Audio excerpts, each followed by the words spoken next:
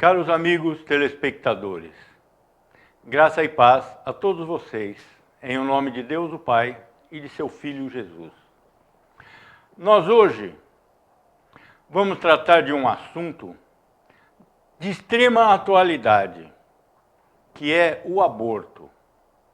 Mas nós vamos ver o aborto como tudo o que nós vemos aqui no programa, sob o ponto de vista bíblico.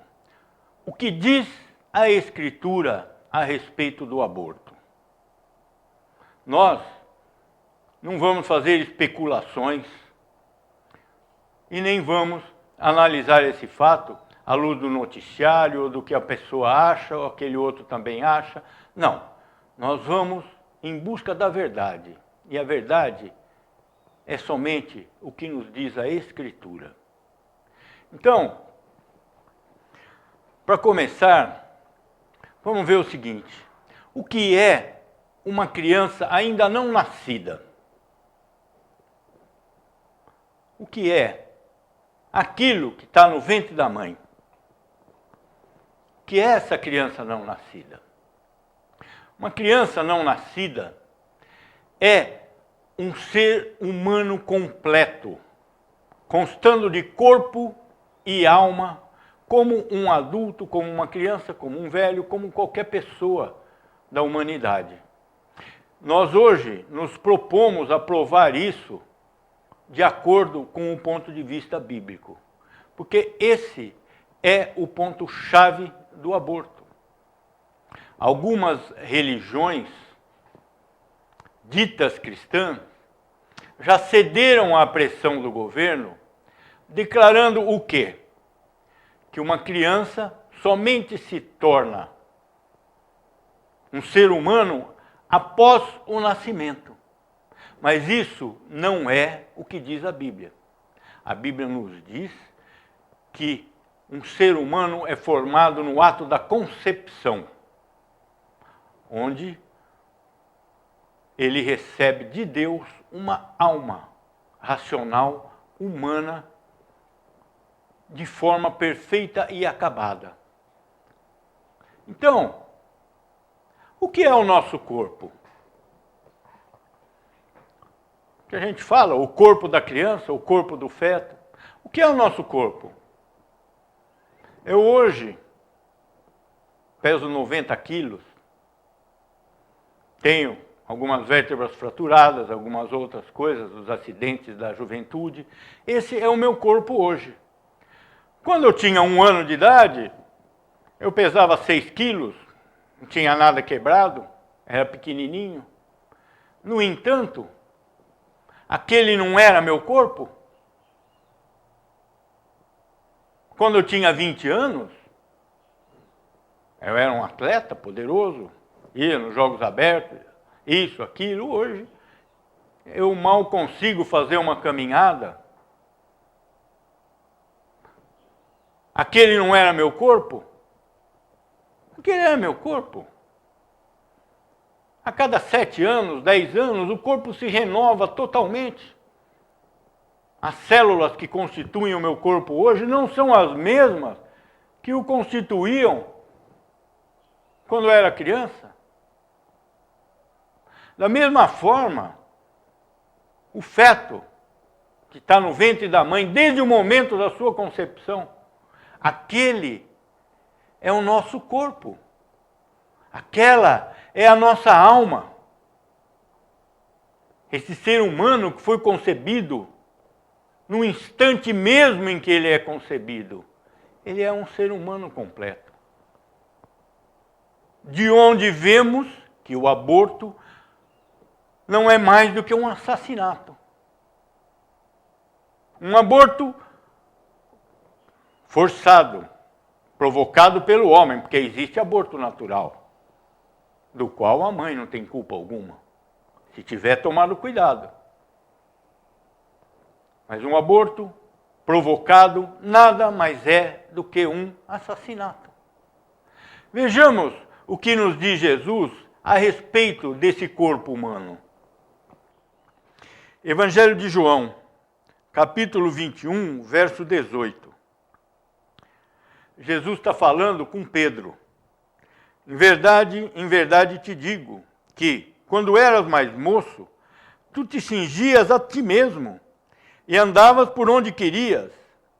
Quando, porém, fores velho, estenderás as mãos e outro te cingirá e te levará para onde não queres.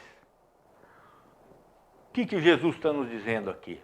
Ele está falando com Pedro, somente com Pedro. Quando ele era moço, ele tinha um corpo de uma determinada forma. Quando ele for velho, ele vai perder aquela mobilidade, ele vai perder uma série de coisas que tinha o corpo dele na mocidade. Mas esse corpo que cingia-se a ti mesmo e o outro que não se cinge mais, é o mesmo corpo de Pedro. O corpo vai mudando, desde o nascimento até a morte, mas é o mesmo corpo. Agora, outra coisa, o que é o aborto, tecnicamente?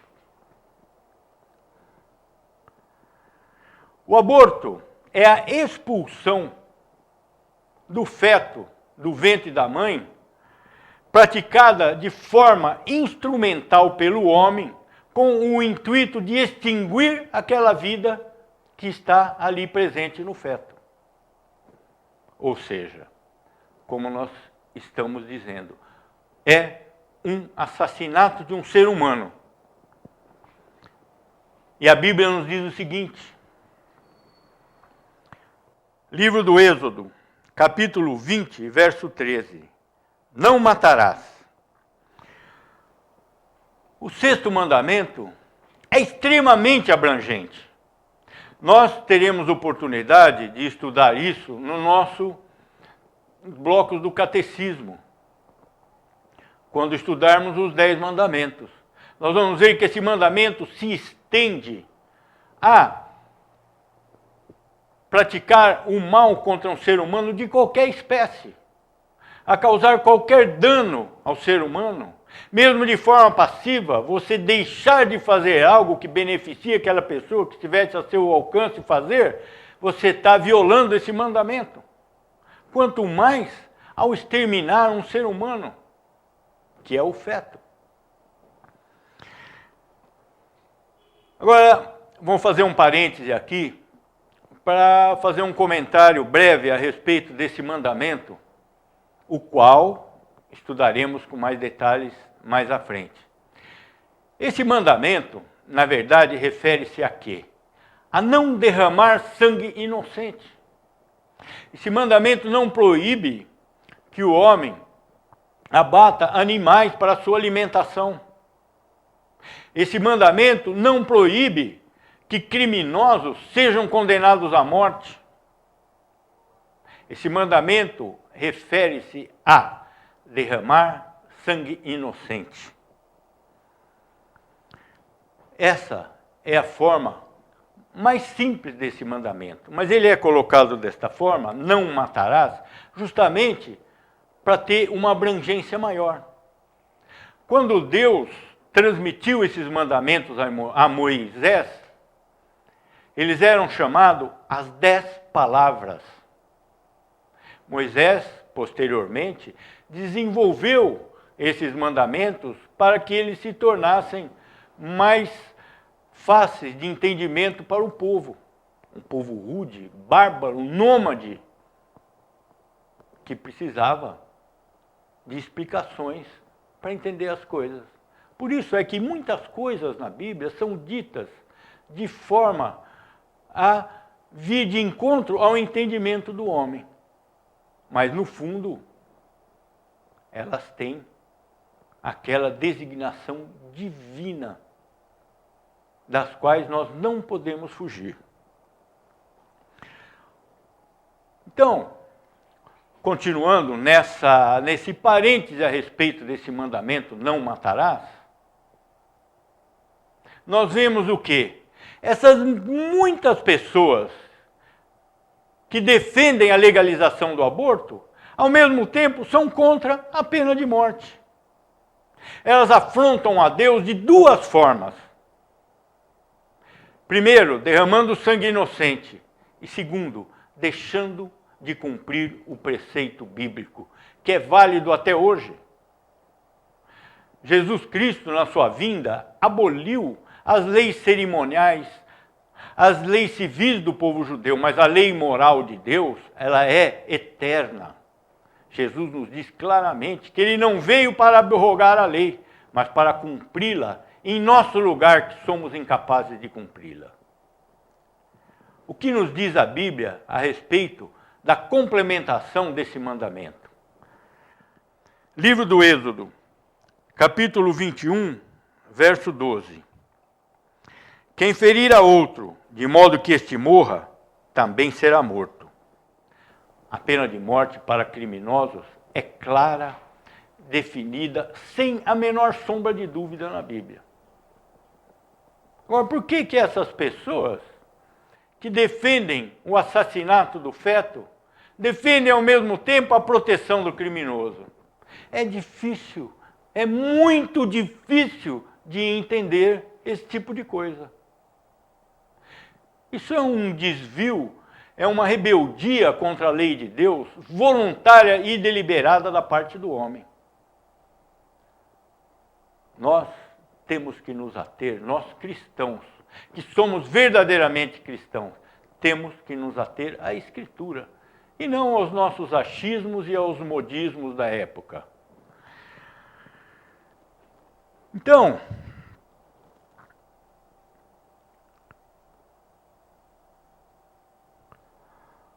esses mesmos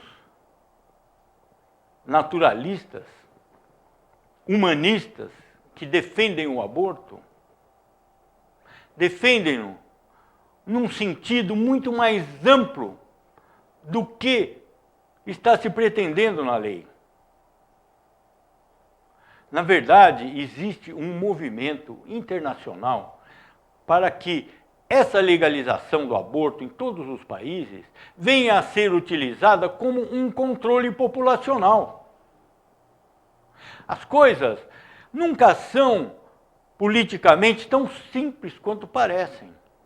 As forças que se escondem atrás desses movimentos são poderosas e têm objetivos muito amplos, muito maiores do que a gente sequer possa imaginar.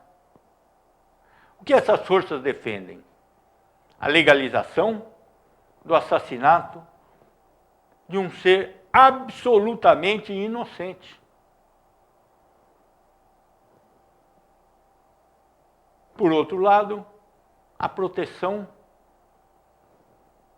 do Estado, do cidadão, às custas do erário público, de criminosos declarados, criminosos cruéis, criminosos tidos como perigosos à sociedade. Então, esses dois extremos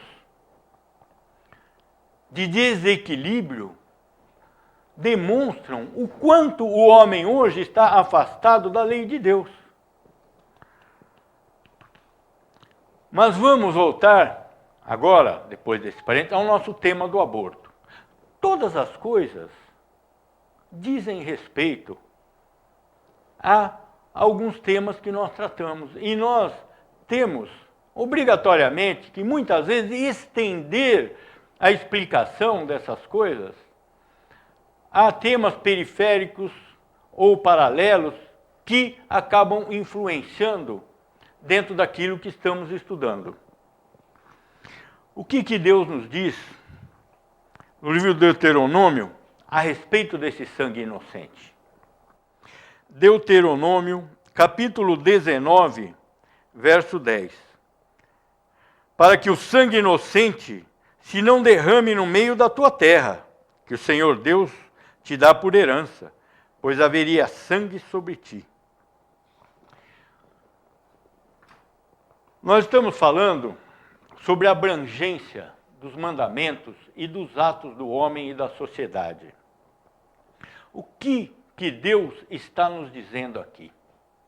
Que quando você derrama sangue inocente, esse crime não fica restrito à pessoa que fez isso.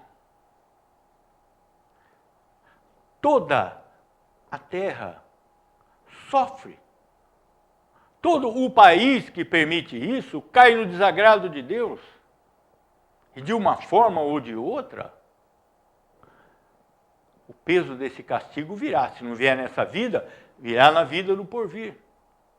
Então, a Bíblia nos diz que quando se permite esse derramamento de sangue inocente, que é o aborto, todo um país, todo um povo vem a sofrer por causa disso. Isso fica muito claro no caso do pecado original. Quando Adão peca e é expulso do paraíso, o que Deus diz a ele? Maldita é a terra por sua causa. Então, todas as mazelas do homem, todos os sofrimentos, todas as dores, todas as desgraças do mundo são provenientes do pecado de Adão. Porque Deus amaldiçoa toda a terra pelo pecado de Adão. Pelo pecado de Adão, todos nós nascemos pecadores, nascemos debaixo da ira de Deus. Então, nenhum crime, nenhum pecado fica restrito àquele instante, àquele momento. Nenhum pecado é somente um pecado voluntário. Pecados por omissão, muitas vezes são até mais graves do que os pecados voluntários. Pecados por ignorância são pecados que ofendem a dignidade de Deus, tanto quanto qualquer outro pecado. Não existe pecado pequeno, pecado grande.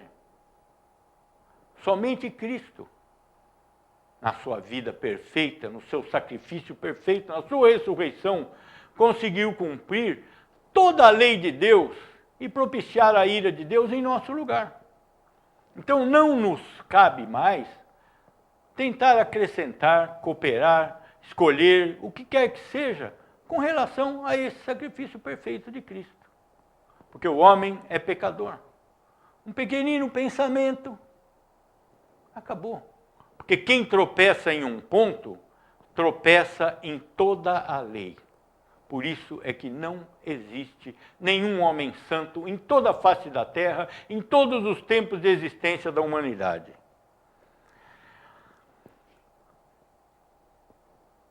Agora, vejamos. Eu acabei de dizer que o feto é um ser humano inocente.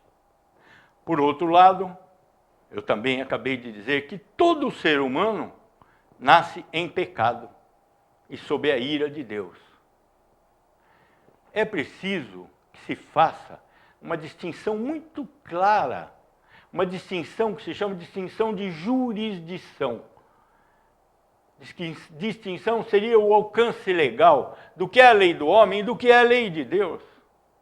A lei de Deus é uma coisa, a lei do homem é outra coisa, completamente distinta. Não cabe ao homem julgar o pecado de outro homem. Não cabe ao homem. O pecado é uma ofensa a Deus. Cabe a Deus julgar o pecado. O que cabe ao homem é julgar o homem com respeito às leis civis que vigem, que vigoram, que existem naquele país e naquele momento. Então, são duas coisas extremamente distintas. Nós estamos sempre debaixo do julgamento de Deus. O que não tem nada a ver com o julgamento dos homens. Nós vemos o exemplo do ladrão na cruz. O ladrão na cruz confessou que ele merecia a pena. Ele foi condenado com justiça pelos homens e reconheceu essa justiça na sua condenação. Todavia, Jesus ali ao lado, naquele mesmo instante, perdoou-o de todos os seus pecados. Então ele estava ali, condenado pela justiça dos homens, de forma correta, perdoado por Jesus, de forma absolutamente correta, porque Jesus é Deus e não nos cabe discutir uma decisão divina. Da mesma forma, os gêmeos, Esaú e Jacó, estavam no ventre da mãe. E Deus diz: amei Jacó, odiei Esaú. Essa é a justiça divina. No entanto, do ponto de vista da justiça humana, eles eram puros e inocentes. Jamais tinham cometido qualquer transgressão. Deus diz: odiei Esaú. Mas se houvesse sido feito um aborto para matar Esaú naquele momento, seria um pecado gravíssimo cometido contra Deus também. Então nós não podemos misturar a jurisdição do homem com a jurisdição divina. O aborto é um ser humano inocente, cuja vida deve ser preservada a todo custo, como qualquer outra pessoa na humanidade. Agora, essas mesmas pessoas que lutam pela legalização do aborto, ao mesmo tempo lutam pela abolição da pena de morte contra criminosos. É um fato isso. É um fato, é uma regra quase geral. Eu pergunto a eles: qual o crime que o feto cometeu? Qual o crime? Ser inconveniente? Ser inoportuno?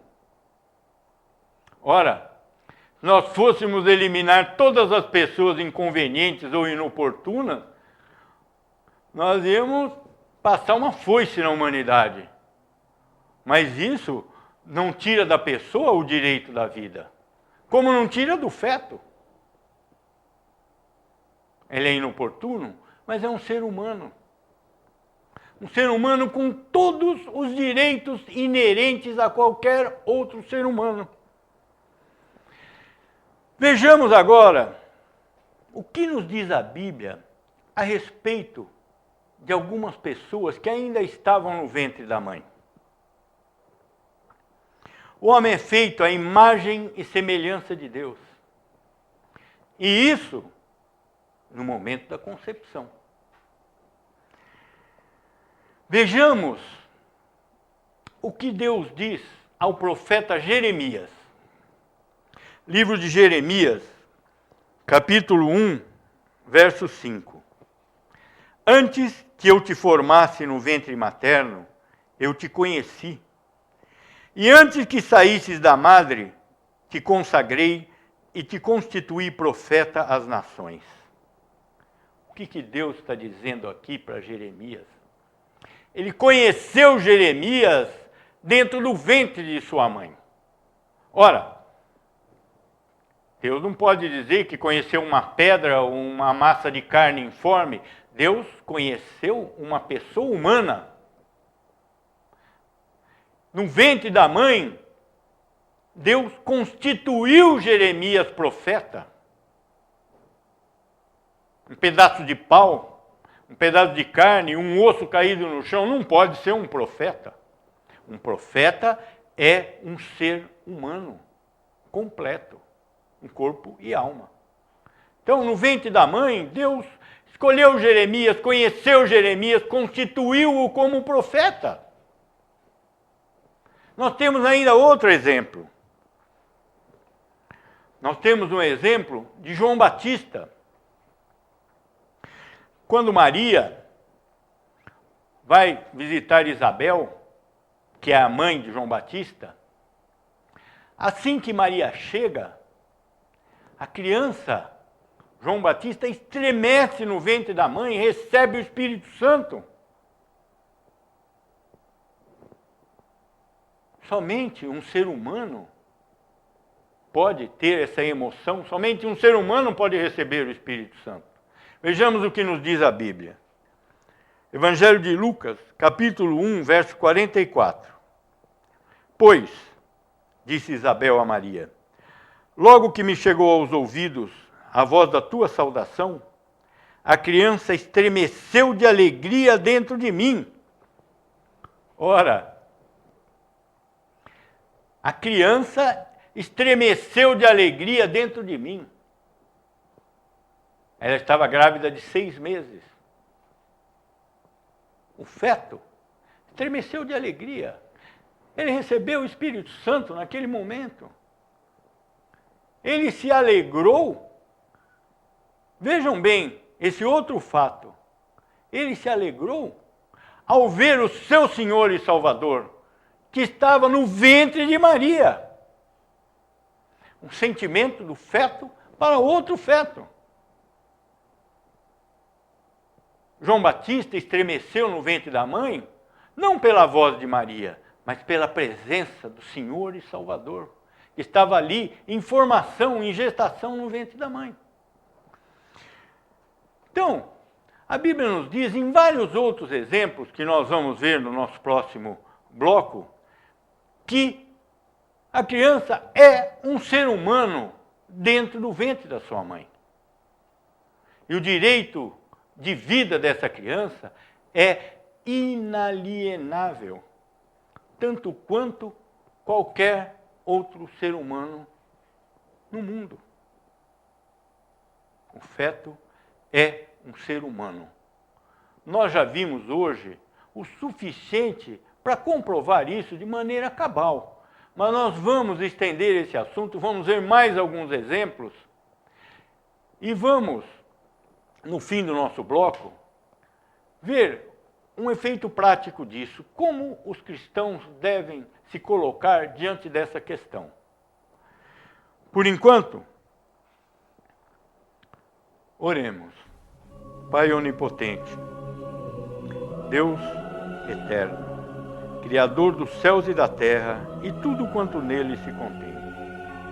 Ensina-nos, Pai, a glorificá-lo.